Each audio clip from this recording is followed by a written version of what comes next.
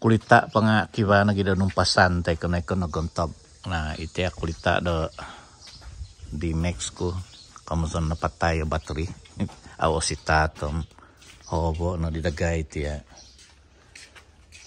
mekanik dite do mamaganti diti no baliti nga kamula no do duho nga ibuhi mga tus bat abikwang no to nga tus obi sumapat nga tus itina maganti di Mex kakali maguno do dry battery ba iti battery di taga suangan do ubo suangan do vaig naikot na po gontob nga ingkana kanya gantian lah ozon po di miyaga na po do tuhon iti iti na po nga kulita ko do mentok di mugay mohingabi di bakang do tengah bagat simin no bosi no igunon ko do manaw ba Highlander di Mex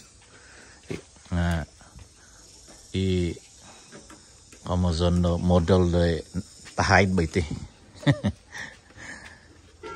kana tabi na ko ngabi miyaga na po do composition naikot na po gontob daw nga naikot no aw na di miho pajalon kamay di gontian kozon po di kanito na yung ngabi nangan joriti obilu teko tomo obilu wotik daw di logo logo do kulita gay kiba dong zone ko di bayna beriti pato dia kulita do Honda Civic do workshop dari tumanojo dang may kuno po turo nga ogingo ito ay na okay ba nagontian no di tadi mekanik iti naikot na gontob daw no pusan na punjulan kiniopon bateli ka dia hobo na gadi kaswaba mikot no di deti siha siha day damin okay boleh na di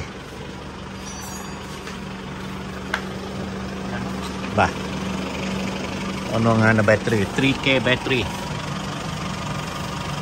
next 2,000 yan nga na battery daw okay maan diha hintay basi hobon na pumikot iti damin awit tagal ubitan kulita mikot siya iti damin po sa diya na battery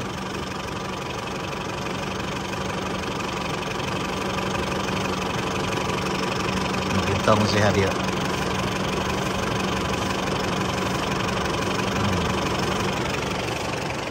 Daniel, can you ask him what is the lifespan of the battery? Can you use this battery for how long? It's a new battery. It's a new battery. How long this battery can use? 1 year?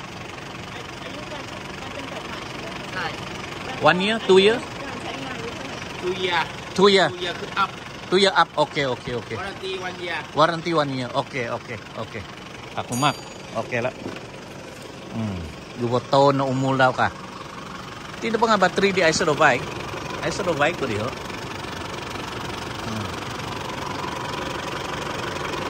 Oh, okay lah. Deploy. 8. Day 8. April 8. April 8.ใช่ April 8. Yeah. Okay na.